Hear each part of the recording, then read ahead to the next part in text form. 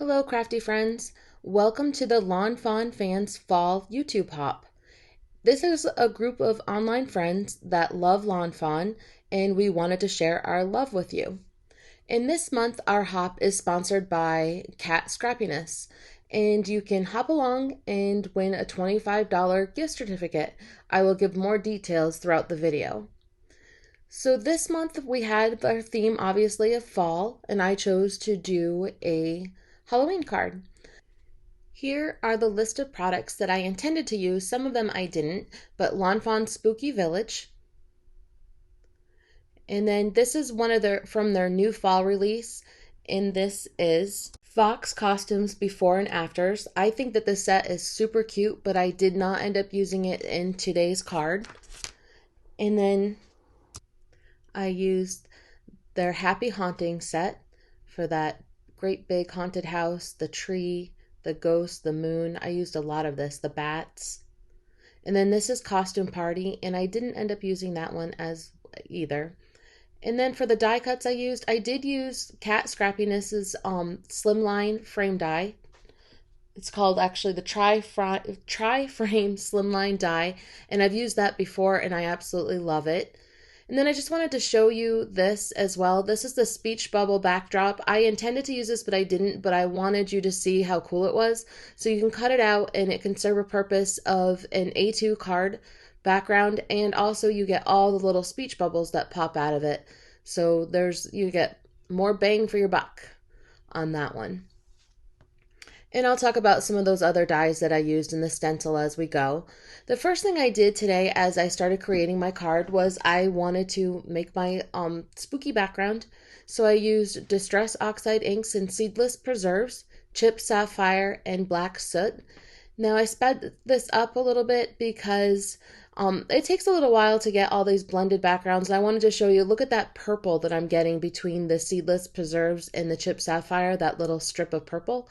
And I find that color really super pretty. Before I laid down my foam brushes, as you can see, I was rubbing the actual ink, the actual foam onto the glass media mat so I wouldn't put that ink directly onto the paper. And a couple times you see that I actually made a mistake. I kind of pointed that out to you so you can see that when you do that directly to the paper, it's a little bit too heavy. So I try to take off just that little bit of initial ink. And then sometimes when you just want a light hand, you can go right back to that ink spot instead of your actual ink pad and just get a little bit of a lighter. What I was trying to achieve here is, like I said, a spooky sky. So I put down that undercolor of the Seedless preserves and the Chip Sapphire, and then I went back over with that Black Soot. But I wanted the edges to be a little bit darker than the middle. So I just kept on working, and this is a process. I mean, it takes a little bit to get the nice background, but I was happy with what I achieved there. And now I'm taking Lawn Fawn Starry Sky Stencil, and I'm placing that down, and what I'm doing is just tapping on a little bit of the Versamark Dazzle ink, and that is just a watermark ink that has a little bit of sparkle in it, so you can see the sparkle. So I just wanted a little subtle hint of the background there, over little background stars. And now, hindsight, I do wish that I sprayed my background a little bit and made the water react with the Oxide ink. But as I have said in recent videos, my craft room has been moved and everything is a little bit in disarray up here. So I'm having a hard time finding a few things. So I had to make do. My spray bottle is hiding on me right now. But anyway, I don't mind it, but I think it could have added a little bit of more of a night sky starry interest if I had just sprayed that a little bit. I trimmed my background panel down to 8 1/4 by 3 1/4, so that will fit perfectly, well actually just slightly smaller than those two measurements, just so it could fit perfectly behind that frame from Cat Scrappiness. So I cut some Slimline Stitch Hillside borders from Lawn Fawn out of black cardstock, and now I'm just going to layer these together to make a hilly background. So I'm just playing with it to see what I think will look nice. And I knew that I'm not going to use the whole thing, and I knew that I would be able to trim it as well to make it fit my card. And you can see, so I'm just playing with it. I kind of wanted to make it look like it had a little depth in it. And I knew I was going to cover it with that frame, and that is the purpose of the frame too, is to make sure that I had a nice cleaned up background. So I'm just trimming those off. And I'm not, no rhyme or reason. I'm just kind of trimming it so where I know that it will not show, and overlapping them. I'm just going to trim right off there at the end.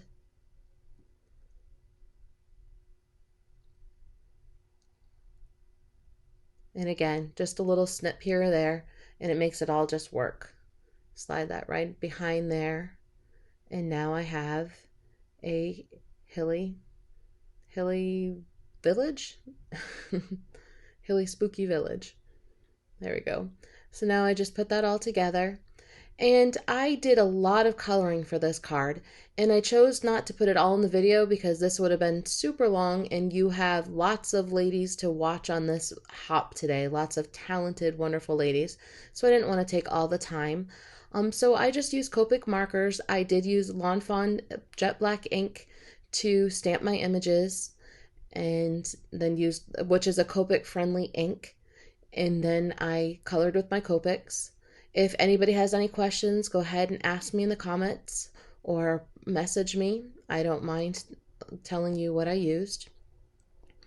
And you can see here, this is when I was playing. I had a concept in mind with those two little foxes, and I just couldn't make it fit. Originally, I was going to use all of the whole entire 9x4 for my card, but then I just decided that I wanted to use that frame. So then I just couldn't quite make this work. I wanted you to see, you know, how sometimes you just have to let the card bring you where the card is going to go. And that's what happened with this. So a lot of those images I did not use for this card, but that means that I have some images ready to go for another card, which actually makes me excited. So I will be doing something very soon with those foxes, because what my concept is pretty, I think it's pretty cute if I can get it to work. So now I'm just layering it and making it look like a spooky village.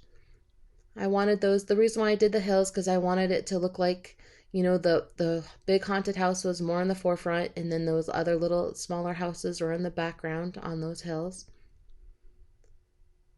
And this is like, I love putting, this is what I like to do, is put different sets together and create scenes. Like a puzzle almost, I guess. I don't know. I do like to do that. And now I'm using Lawn Fawn's Everyday Sentiment banners and just cutting out a sentiment from one of the sets. Have a Spooktacular Halloween. And now just time to put it all together. Start gluing. I had my idea. So now it's starting to glue, but I'm just going to trim that off, that little bit excess of the hills. And see, I just used scissors. Not a biggie. I knew that if it wasn't completely perfect, that the frame was going to hide all my little imperfections anyway. Now with the moon, I decided that it probably needed a little color, so I used my Y00 and my Y0000. So just some light yellows to give that a little bit of a glow.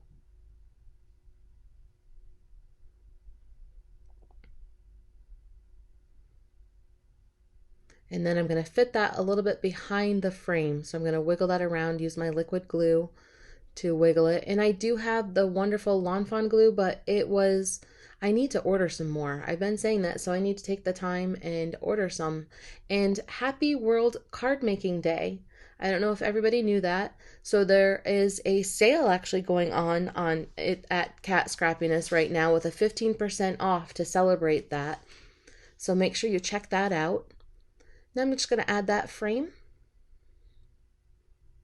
And again, I love the liquid glue because I lift and move it around and get it on there perfectly. Well, as close to perfect as I can get it. And when I put down the hills, you can see that I didn't actually put the glue all the way to the top. That will allow me to be able to slip things behind it as I am placing everything.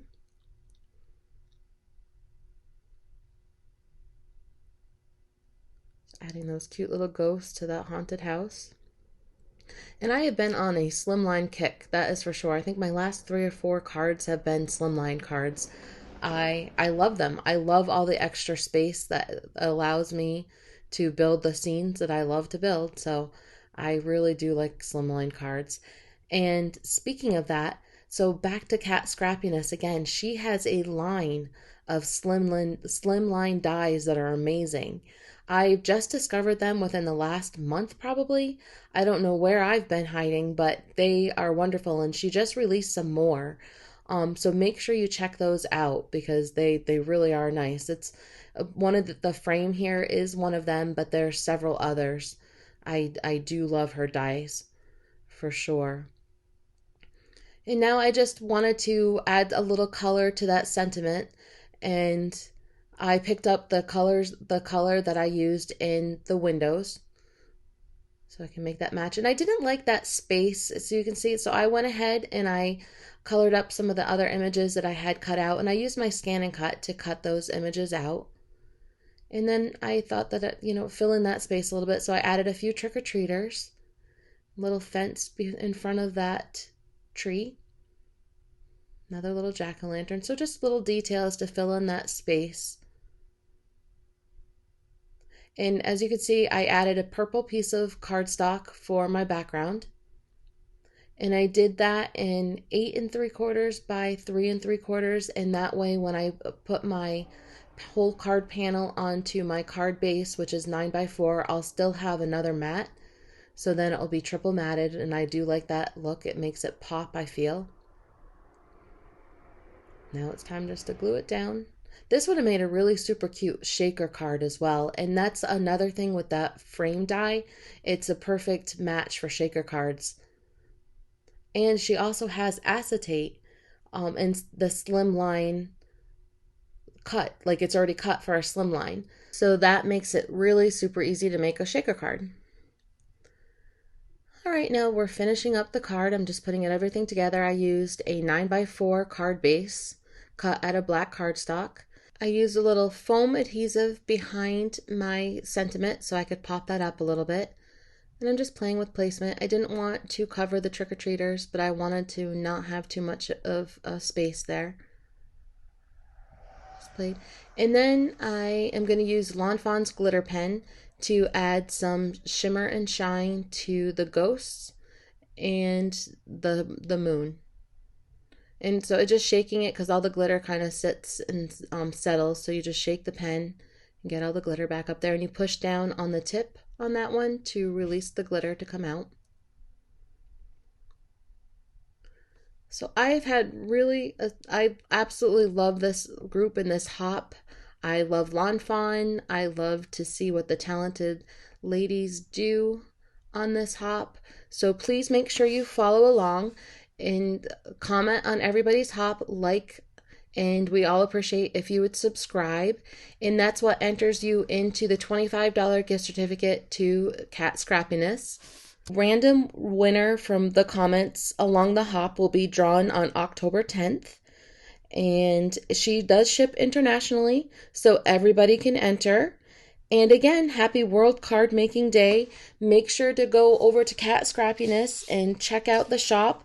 I will have it linked below. She has the new Lawn Fawn products, plus Oxide inks, and then she also has her own line of the awesome Slimline die cuts, but paper pads, embellishments, tools, stamps, envelopes. She has it all. And remember, there's a 15% off code until October 5th. So thank you again to Cat Scrappiness. Please hop along, make all your comments so you can win that awesome $25 shopping spree. Thanks so much for spending some time with me today. I appreciate it. Please subscribe if you are not a subscriber. Comment below, like, and have a great day. Thank you.